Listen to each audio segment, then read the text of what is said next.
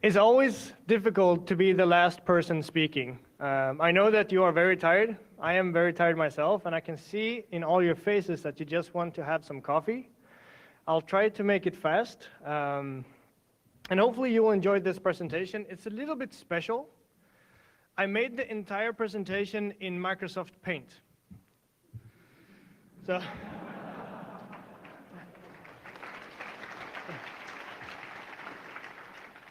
My daughter actually told me, "Daddy, you have the best job in the entire world, because you can travel the world, do presentations, go to very nice places, and then when you come home, you can paint." So I do think I have the best job in the entire world. I'm here to talk about some of the things that the previous speakers did talk about. I'm going to talk about how I hacked my home. This presentation is also a little bit special because the vulnerabilities that I found has not been fixed. I have reported them for over 1 year ago, but they have not fixed the vulnerabilities yet. So I actually had to censor my presentation because what I'm going to do is I'm going to do some live demonstration. I'm going to hack a device that I brought from Sweden. This is the device. This is the only device I can bring because my suitcase is not big enough to bring a TV. So, who am I? I am David Jacoby. I am a security researcher. Yes, this is me. I work at Security Lab since about 4.5 years ago. I joined the company. I'm responsible for security research in the Nordic region and also the Benelux region. I'm also one of the security evangelists, so I do travel quite a bit and do to conferences and meet a lot of nice people. I met Inbar. This is, I don't know, we meet at every conference around the world. Last time was in Seattle. Before that, Dominican Republic. Very nice place. So I'm a security researcher, but I'm also a retro geek. So actually, I'm very, very, very excited to be in Tokyo, Japan right now, because you have a lot of retro gaming things. I do love, for those who can see, Atari. So I do love all these old computers. I'm actually probably one of the few people around the world that still buys VHS tapes and Laserdisc. And yesterday, in one of the weird shops that I visited, I actually bought 5 Japanese horror movies. And that's because I'm a very big horror nerd. I love horror movies, especially Japanese horror movies. But that's not why I'm here. I'm actually here to talk a little bit about this. Is there anyone in the audience that knows what that is? This is what I've been doing for 15 years before joining Kaspersky. No one? I've been doing pen testing.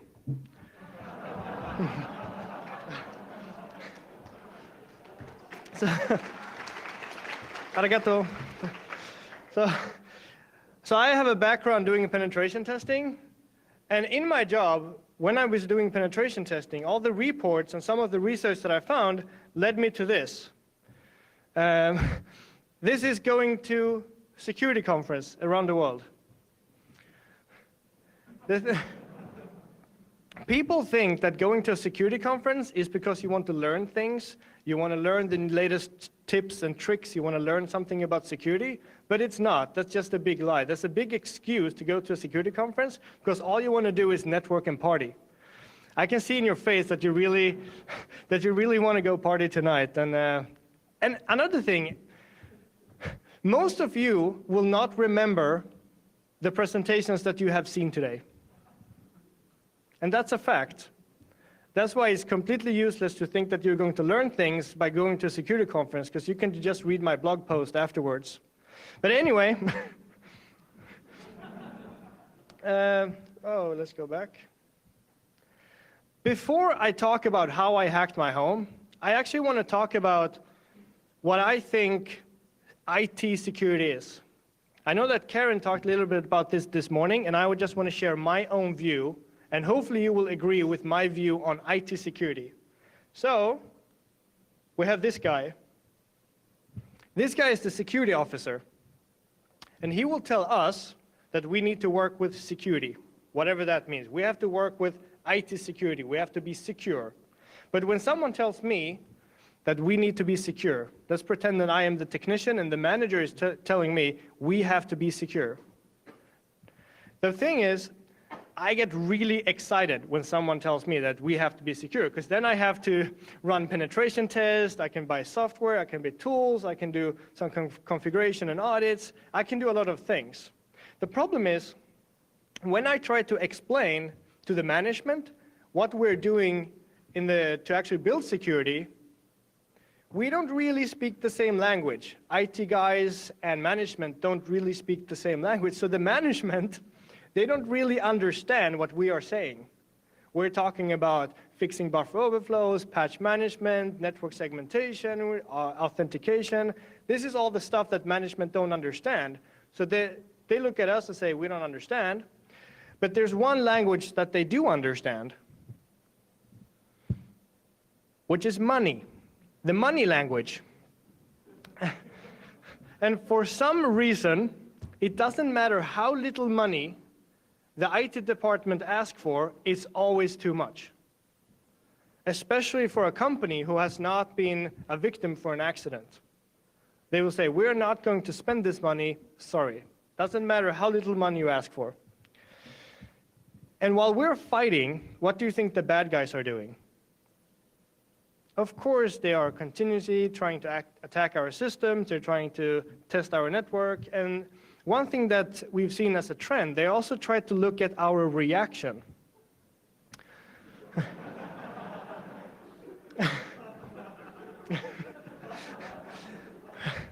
Because they will send exploit code, they will send viruses and Trojans, and they will see how our systems react. Do we have a firewall? Do we have antivirus? Do we have proxies? Do we have log management system? Do we have all that? And if we do, yeah, they will customize the attack to try to avoid these systems, okay? And then they just go all in and they hack us, right? They work 24/7 and they try to compromise our network. Maybe they do like in-bar, they go to some restaurant and try to hack the payment system. And it doesn't matter, this is very important, it doesn't matter how much money you already spent on IT security, for some reason they always win. This guy locked his bike, but do you think it worked?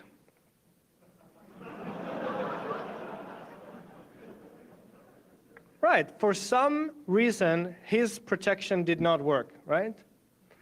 Because the attacker had a new way of exploiting the system. And we don't understand where the attack is coming from, right? We will look in our antivirus products, or we will look into our log management system, and if we don't understand how the vulnerability works, how are we going to protect it? How are we going to protect ourselves against an attack that you don't know anything about? It's impossible, right? This is actually my favorite slide. I love this one. Okay, so what happened after we get compromised? What happens? We get humiliated, right? They will publish our emails, our passwords, our database, our sensitive data. They will, everything will be written about it in media, in newspapers, and we get humiliated, right? And when we see that our company has been compromised, how do we react? We are a bunch of crybabies. And that's true. We are very childish in our reaction. We get very upset and we almost want to have revenge on the attackers. But how do you think the attackers react when they compromise the company? What is their reaction? Well, the bad guys, they like money. And this is important because all your data, even a simple thing as an email address, is worth money on the black market. Just imagine how much money full access, full administrative access to a network is, how much is that worth? Quite a lot of money. So now we're seeing a trend that the attackers is actually out for money. Not just for fame, they actually want money because they can sell this information. And one of the problems with this is that we don't understand what the problem is. The IT guys is saying, we don't have enough time to fix the vulnerabilities. We don't have enough money to fix the vulnerabilities. We have different priority, so we cannot fix the vulnerabilities. And the management is saying, why didn't you fix the vulnerability? You should fix this. But if we don't have time and resources or money, how are we going to fix the problem? And if we don't even know what the problem is, how are we going to fix it? Because we in the industry, we have a really big problem. And now I want everyone to listen, because this is very important. As a security researcher, I'm fed up with other security researchers, and including myself, that's trying to predict the future. Do you know how many times I get the question, what kind of threats do you think we will see in the future? It's not relevant, because we cannot fix the stuff that we have been talking about for 30 years, so why should I try to predict the future? If we're still vulnerable, as we saw in the last presentation and in Inbar's presentation, and I haven't seen all the presentations today, but we've probably seen it in other presentations as well, the vulnerabilities that we're actually vulnerable against is 30 years old. Why should I care about the next generation threats? Think about that. So, the company is compromised. There's always a smart guy saying, we have a recovery plan. We will fix this. I'm very positive, we will fix this. And now they also have proof that they need to spend money and time and resources on IT security. So they try to fix everything at once. They will replace printers, routers, they will buy servers, they will have consultants, they will do a lot of things to fix the network. But still, if you don't know what you were vulnerable against, how are you going to fix it? You cannot. So we work 24/7 without knowing what the problem is, and we try to fix this, right? We do all these things. But does it help? We have this fantasy or this view on that when we're done, this is how the firewall should be. This is how our security should be. The attackers should just be bouncing off from our system. They should not be able to attack us. And then we have the sales guys, and I'm probably going to be fired for selling this, but this affects everyone. This affects all the sales guys, because they will read in the media that this company got compromised, and then they will go to this company and say, buy our product, buy our service, because that will help you. But still, if you don't know what you were vulnerable against, how can you choose a product that works?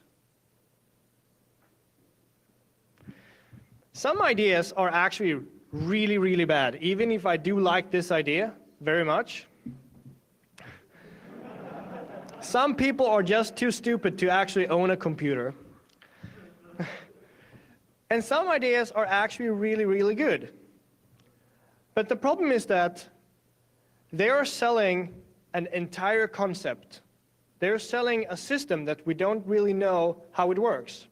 How many in this audience uses automated vulnerability scanning? No one? No one? Automated vulnerability scanning. Sell it?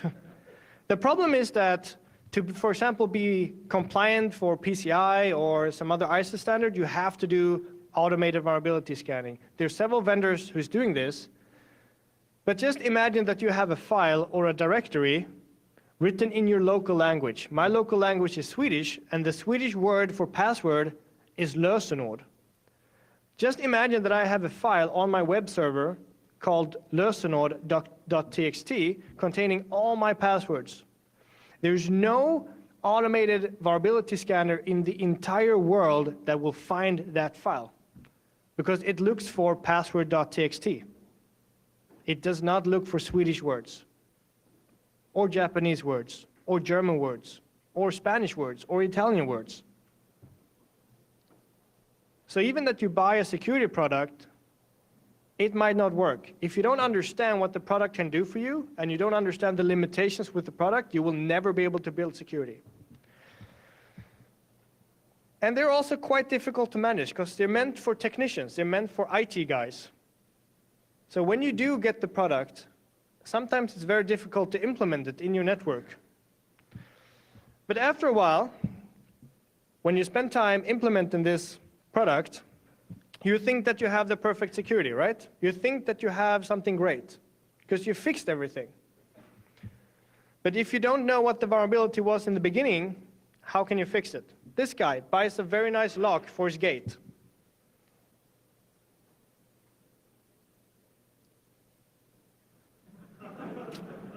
Oops. Really? He didn't think that through. So what do you think happens after he implemented his security? If we didn't know what the problem is, how can we buy or use or fix our problems? So we get hacked again, right? I don't know why there are so many Asian people in these funny pictures. But listen to me now. Listen to me now. I'm here to talk to you about how I hacked my home. This is important. This is me hacking my home. So why did I choose to do this? Why did I choose to hack my own home? It sounds like a very bad idea. But the thing is, I was looking into network-connected devices, and I was searching for the term Internet of Things, which I don't like either, but I was searching for it and trying to see what kind of other research has been published, has been written about. And one very common research is this guy who finds a refrigerator or researches a refrigerator that is connected to the network, and it allows him to send spam from the refrigerator. It's probably a story that most of you guys have heard. The other story is about two American researchers, Charlie and Chris, who hacked a Toyota car, right? The problem with these attacks is that the exploit vector, the attack vector, is extremely stupid. For example, the payload, the reason why you could compromise the car, or what happened when you compromise the car, is that you can, for example, change the level of fuel in the car. You can turn things on and off, like signals, and you can also turn off the brakes and those things. But if you want to kill someone, do you want to be inside the car when you turn off the brakes? Because the attack is that you have to use your own computer with a cable, connected to the car, have a special written program that will allow you to shut off the brakes. But you have to be inside the car when that happens. So once again, do you want to be inside the car when you turn off the brakes? No. Not if you don't want to commit suicide, but it's quite a difficult exploit vector, attack vector. So I thought, instead of focusing on these products, like a refrigerator or a car, I decided to look into my own home. What do I actually have in my home right now? Because I don't know about you, but I personally do not have a refrigerator that's connected to my network. Do you guys know anyone who has a refrigerator that the refrigerator is connected to the network? No. So if I find vulnerabilities and I talk about something that no one uses, how effective is that? So I decided to see, what do I have in my home? And I'm a security nerd. I've been working in the security industry for many, many years. And I thought, I don't have that many items. So I thought, how do I actually get these devices? Normally you go to a retail shop and you buy a TV, and there's a salesperson trying to sell this TV to you. And I don't know about Japan, but in Sweden, they always try to sell the TV with the most functions. If it has Bluetooth and Wi-Fi and can make coffee and can clean your floor and can do the dishes, then it's a good TV, right? So we buy these devices without actually knowing what we're going to use all these functions for. Because ask yourself, if you would buy a new TV tomorrow, would you buy a TV with Wi-Fi or without Wi-Fi? Most people will probably buy with Wi-Fi, right? And then I ask you, why do you need Wi-Fi? Streaming is not very popular in Sweden yet. And if you do have some kind of streaming service, it's through the digital box and not through the TV directly. So the TV itself does not really need Wi-Fi. But after we bought this device, the sales guys, this is the sales guys at the bottom, this is their reaction when we leave the store, because they sold a more expensive product for us and they made more money. And what did we get? We get actually a more vulnerable device. But okay, hacking my home like a boss. In my home, I had so many devices, which was a surprise for me. I had 2 TVs connected to my network. I had 2 Blu-ray players connected to my to my network. I had a satellite box connected to my TV. I had an Apple TV. I had a PlayStation 3. I have a network router. I have 2 storage devices. And I actually have a Commodore 64 connected to my network. Don't ask me why. I just have it. But that was over 11 products that's connected to my home network. And this is product which I have 0 control over. So I started to look into these different devices. And I started with my 2 network storage devices. And I was just thinking, can I find any vulnerabilities in these devices? Within 20 minutes, I had remote code execution as root on the device. And as we saw in the previous presentation, this device was vulnerable to some very similar vulnerabilities.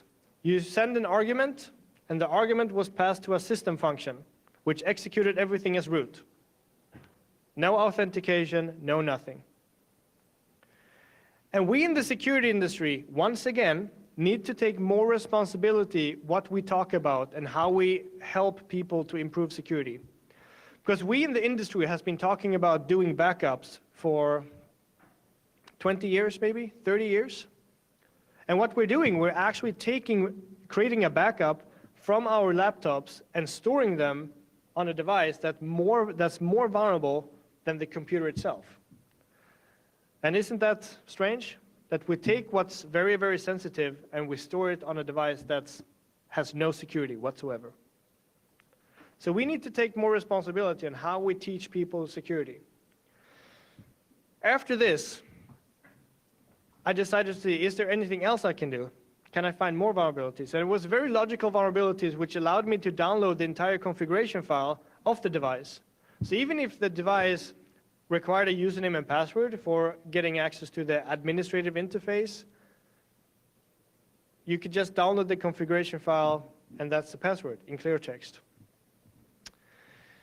Since it's running a small Linux machine with GCC, with Perl, with Python, with Bash, I have a lot of possibilities to store files because it has 2 terabytes of hard drive, so there's no problem storing files. So what I did is I downloaded a small Perl script, which is just a small backdoor, which connects from the device out on the internet to an IP number that I control, which means that once the device is infected, I have access to the internal network at any time. Very simple stuff, and very effective. But this was from my own local area network, right? And people ask me, so David, this is still stupid because you have to be inside the network to exploit this. This is not true.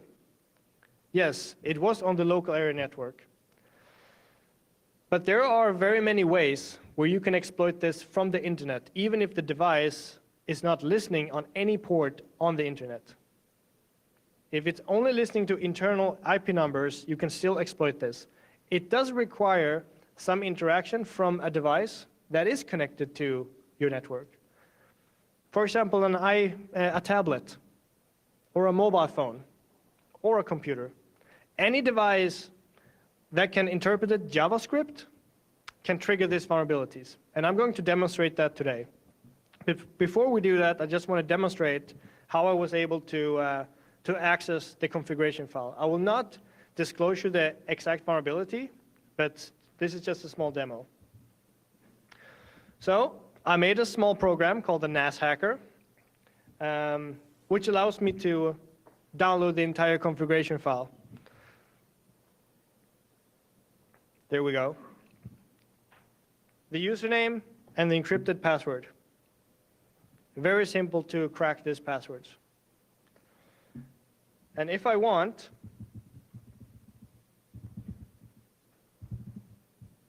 I can also get code execution. But once again, this is from the local area network. How do I trigger this remotely?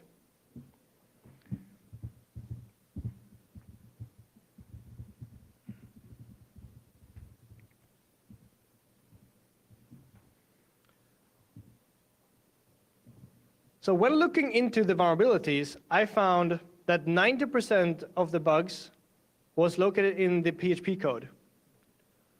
There were so many running daemons that actually I don't have had time to look into all these, but there was a total of 22 vulnerabilities in just the PHP code. I had a slide with all the technical details, but I had to remove them for privacy reasons. But I can tell you that all of the 22 vulnerabilities in the PHP code was the same vulnerability as we saw in the previous presentation. Everything was just sent directly to a system function in 22 places in the PHP code. So this is my demonstration on how to do this remotely. And this type of attack can be used to attack any device on your local area network, not just my storage device. So this is me in the top corner, the square guy, and then we have the internet, we have a firewall, and I have my devices behind the firewall. One of the attack vectors that I'm going to demonstrate right now is that I send you an email or a Facebook message or something with a link. You know how we normally use social media? We click on links to funny videos, and we look at the funny videos, and we press like, and we do all that stuff. So just pretend that I'm sending a link to a website with a funny video. While you're watching the video, something's happening in the background. Because when you click on the link, you access my website. And on my website, there is this funny video. And this also affects any iPad or tablet or mobile phone, not just computers. And when you are looking at my video, there is something magical happening in the background. It's very simple. What I'm doing is I'm enumerating internal IP numbers on your network. Because I am pretty sure that I can guess your internal IP number range in your home. I'm pretty sure it's 192.168.0.0 or 192.168.1.0 or 10.0.0.0, right? If I can guess this range, I can guess IP numbers that's inside that range through a JavaScript. And all these devices that we have connected in our homes, most of them have a web server. And by connecting to the web server and looking for a specific path, for example, to a picture, I can enumerate the device. I can see this is a storage device, this is a TV, this is a Blu-ray player, this is a printer, this is something. Because maybe the logo for the company has an image stored on the web server, something that's static, something that I can measure. Like if this image exists, I know it's that kind of device. And if I know what kind of device it is, it's very simple for me to send my exploit code. And I thought that we're going to demonstrate that right now. Hopefully it works, because it's 100% live, so I really hope it works. On this machine, I am pretending that I am an attacker somewhere on the internet, listening for incoming connections, right?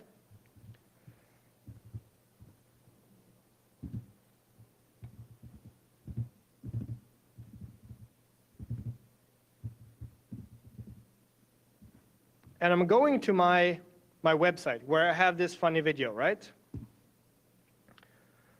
While we're watching the video, see, I even included a funny video. Look at the top left. Scanning for device. 1, 2, 3, 4, 5, and so on. There we go. We found a vulnerable device. What if I just want to look at the configuration file? Or let's say that I want to have command execution on this device. Look at my terminal here. I now have a connection, and I didn't do anything. I just visited the website, and I got a connection. Let's do it one more time.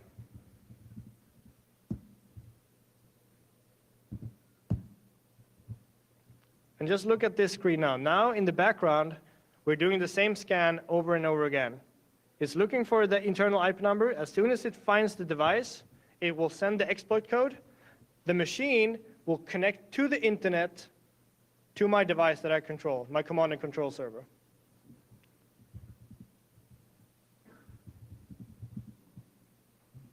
I have full access to this device now. Very simple. And this is while you're watching a funny video on the internet. And this works from any device, tablet, phone, computer, as long as it's connected to the same network as you are.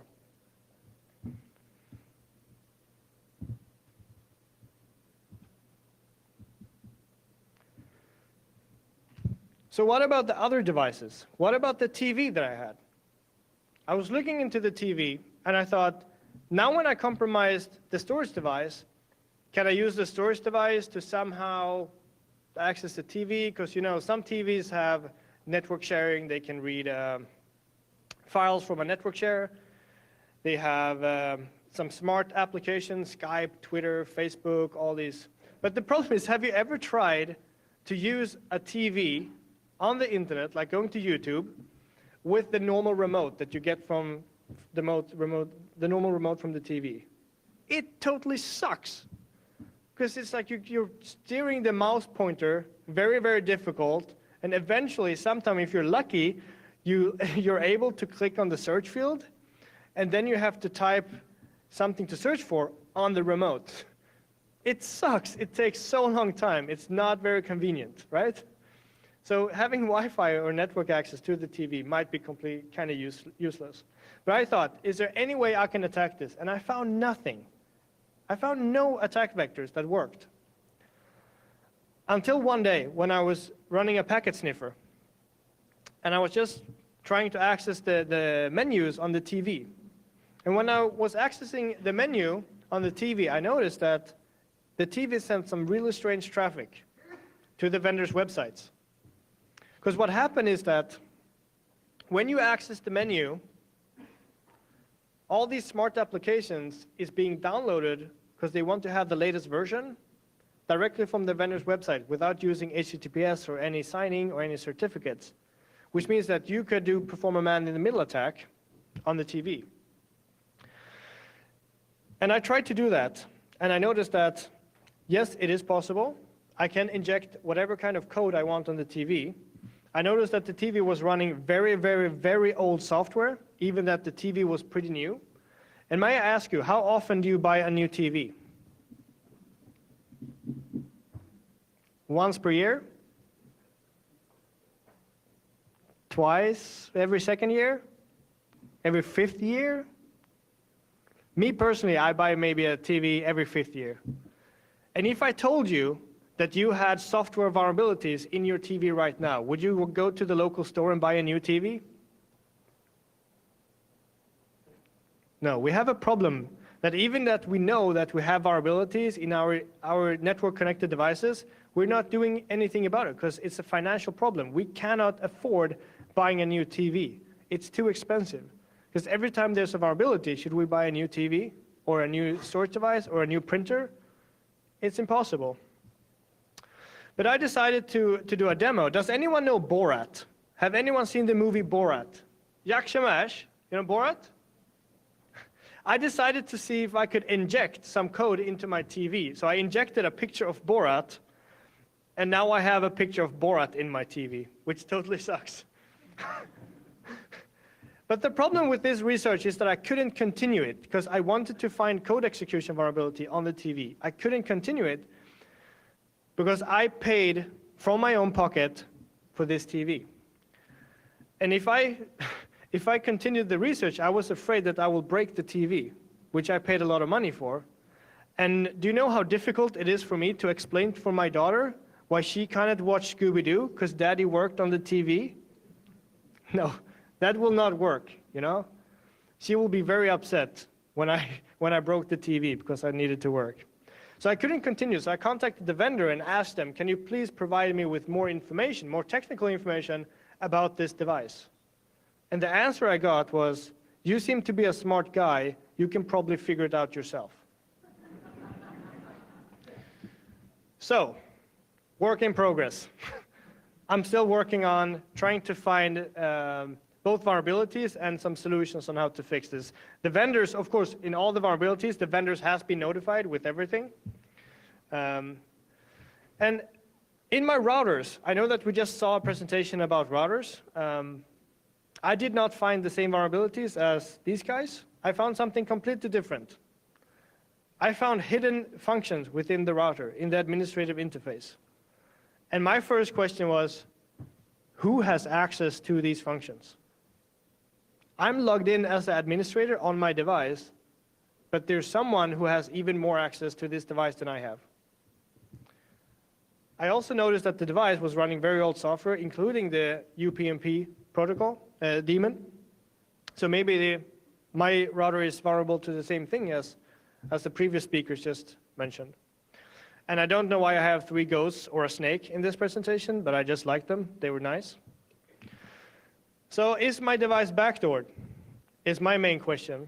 If someone has access to my device, who is that person? Because it's not me. This is a screenshot of the device. I tried to blur the product name. But as you can see, in the left menu, you have different selections and different sub-menus. You have, for example, broadband connection, and the first value after broadband connection is DSL connection, and then you have internet services. So it should be the first value should be DSL connection, and the second value should be internet services. But this is not the case, because as you can see, maybe you cannot see it, but what I've highlighted in red, it says WAN sensing. But in the menu, there's no such thing as WAN sensing. Here it says web cameras, but in the menu, there's no such thing as web cameras. And in this menu, you have maybe 10 different sub-menus. The first one, the second one, the third one. The problem is that the first one is maybe not the first one. The first one might be the 5th one. Because you can simply just modify some of the values, and you can access menus in the router that's not in the menu list, even though I'm logged in as administrator on this device. I personally think that this is something that the ISP, the internet service provider, actually restricted me from doing, because they don't want to give the users full access to these devices. I think that's the case. But if they have access to other functions, how difficult do you think it is for an attacker to get access to the same functions? Well, I was researching this. Something very, very strange happened. I don't know if this is possible in Japan, but in Sweden, this happened. I got locked out from my own device. Somehow they probably found out that I was doing some crazy research on their device and locked me out. What happened then is that they sent me a new device and a bill on 50 euros. I have no idea how much that is in Japanese yen.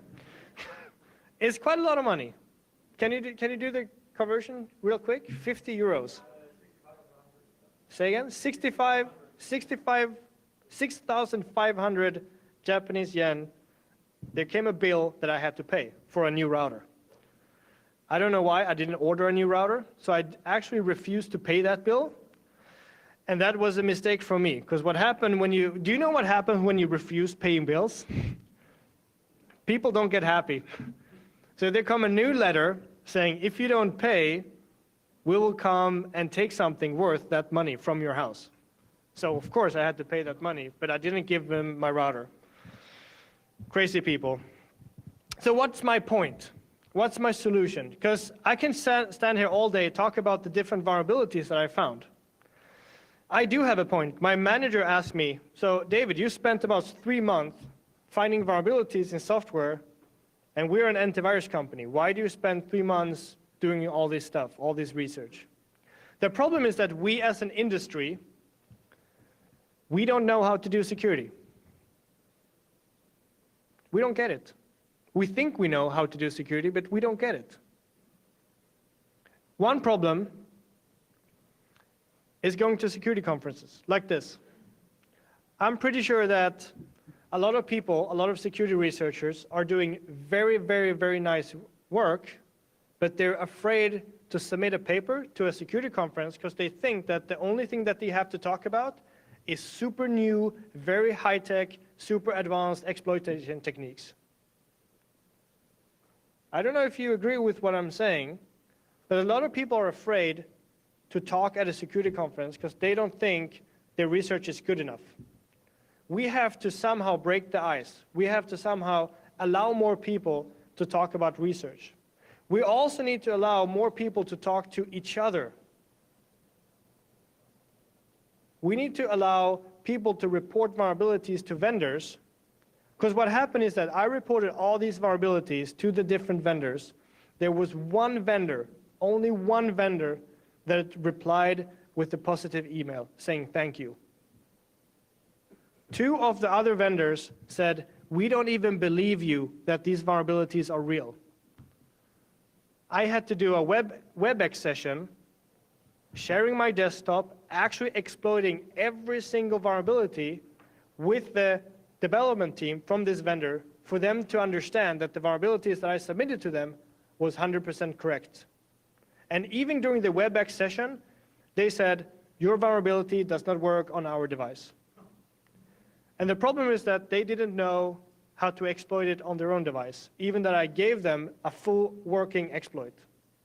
And this is the problem. If the vendors don't even know how to, not how to exploit things, but if they don't know how to review or quality assure their own products, we have a problem.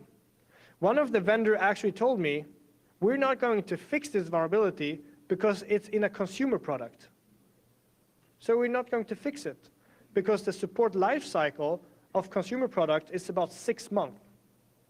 So even if you buy a brand new device, after 6 months, that device will not receive any updates. If it does receive updates, how do you know it's security updates? So we have malware, we have attackers, we have hackers, we have people who is actually going after these devices. We have more and more connected devices. I had 11 connected devices in my own home. I don't know about you guys, but I think that's quite a lot of devices. We are seeing attacks already, and it's super easy to exploit these vulnerabilities because they're so stupid and so trivial. Even as the previous presenter said, this is super easy to exploit. It's not ninja magic. It's very, very simple. And maybe the most important part is that there's no real solution for it. If you cannot update the device, you cannot update the device. What are you going to do about it? I tried to come up with some kind of solution, but the solutions are pretty stupid. It's the same thing that we've been talking about before. Change the default password, try to update it if it's possible. Then what? What else can you do? The only thing that I thought of that you can do more is maybe put it on a different network segmentation, to put it on a VLAN. But if I would ask my mom to put her TV on a different VLAN, what do you think she will reply? No food for you, David. No Swedish meatballs. No, no, no. So we don't have a solution for it. And we as a community needs to work together to come up with this solution. And we as a security researcher community, which means me and everyone else, also need to start talking about security threats that's relevant, that's right now, not try to predict the future because it doesn't help. We need to start fixing the security stuff that we're vulnerable against right now, today, and the stuff that we have been vulnerable against. Because in the future, my prediction is that we will still be vulnerable to the stuff that we talked about for 30 years in another 30 years, because we don't know how to do security. And when I was reporting all these vulnerabilities to the vendors, I'm going to end my presentation with a small image on how they reacted to me. And this is very important, because if they react like this to me, why would I ever want to submit more vulnerabilities to any vendor? So look at this picture and I say, thank you so much.